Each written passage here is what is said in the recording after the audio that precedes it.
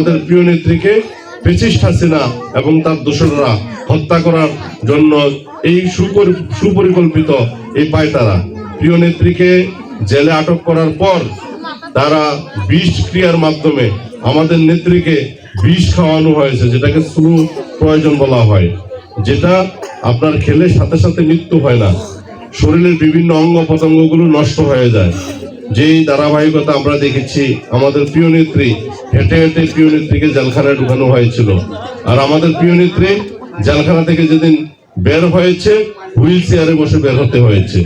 এবং প্রিয় নেত্রী জেলখানা থেকে বের হওয়ার পর আমরা জানতে পাই প্রিয় নেত্রীর ডায়াবেটিস বৃদ্ধি হয়েছে, প্রিয় নেত্রীর হাড়ের সমস্যা, প্রিয় নেত্রীর ফুসফুসের সমস্যা, কিডনিতে সমস্যা এবং তার শরীরে বিভিন্ন রোগ ব্যাধি তার ভিতরে আক্রান্ত হয়েছে।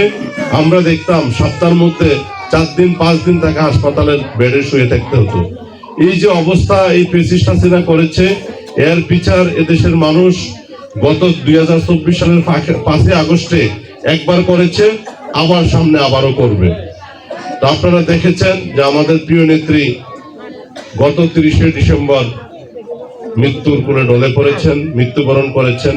পাশাপাশি এই জিয়া পরিবারকে ধ্বংস করার জন্য আমাদের দেশনায়ক তারেক রহমানকে ফ্যাসিস্ট হাসিনার নির্দেশে তার দোসরেরা বেদম নির্যাতন করেছে, মারধর করেছে, যার কারণে আমরা যেটা জানি যে তারেক রহমানের মেরুদণ্ড ভেঙে দেওয়া হয়েছে। তারেক রহমানের মেরুদণ্ড ভেঙে দেওয়ার পর ফেরালি মুক্তি নিয়ে তারেক রহমান চিকিৎসার জন্য যখন সুদূর প্রবাস লন্ডনে যায়, তারপর তার বিরুদ্ধে মিথ্যা মামলা দায়ের করে মিথ্যা মামলাগুলোকে রায় করিয়ে তাকে আর বাংলাদেশের বুকে ফিরে আসতে দেয় নাই। বিভিন্ন সময়ে এই ফ্যাসিস্ট হাসিনা হুঙ্কার দিয়ে বলতো, তারেক রহমান তোমার সাহস থাকলে বাংলাদেশে আসো, এসে রাজনীতি করো। এই দেশের মানুষ তো বোকা না, তার বিরুদ্ধে মিথ্যা মামলা রায় করা হয়েছে, সে আসলে তাকে যাবজ্জীবন কারাদণ্ড দিব অথবা তাকে মৃত্যুদণ্ড দেওয়া হবে, সে কিভাবে আসবে? আজকে দেখা যাচ্ছে যে এইভাবে করে আমাদের এই প্রিয় দল বাংলাদেশ জাতীয়তাবাদী দলকে ধ্বংস করার বিভিন্ন ভাবে এই ফ্যাসিস্ট হাসিনা চেষ্টা করেছে। নির্বাচনকে কেন্দ্র করে আজকে আমাদের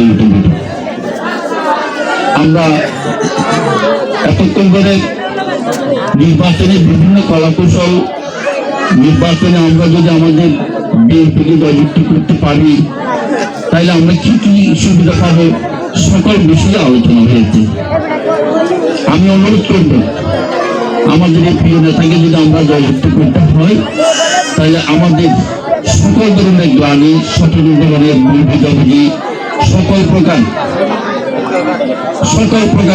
মনক্ষুণ্ণতা আমরা পরিহার করে সকলের সাথে মিলেমিশে 12 তারিখ আমরা কেন্দ্রে যাব। সকাল গিয়ে আমরা ভোট কেন্দ্রে উপস্থিত হব এবং আমরা দানশীল প্রতীকে ভোট দিয়ে জনাব এদিবিয়া মহোদয়কে নির্বাচিত করব। আল্লাহর আইন চাই, সব লোকের শাসন চাই। তাহলে আল্লাহর আইন চাইলেই আপনাদেরকে আগে কি শরীয়ত আইন বাস্তবায়ন করতে হবে।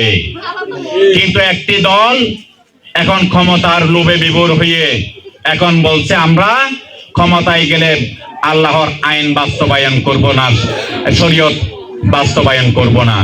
তার মানেটা কি? তার মানেটা হচ্ছে কে তারা কি ধর্ম ব্যবসায়ী?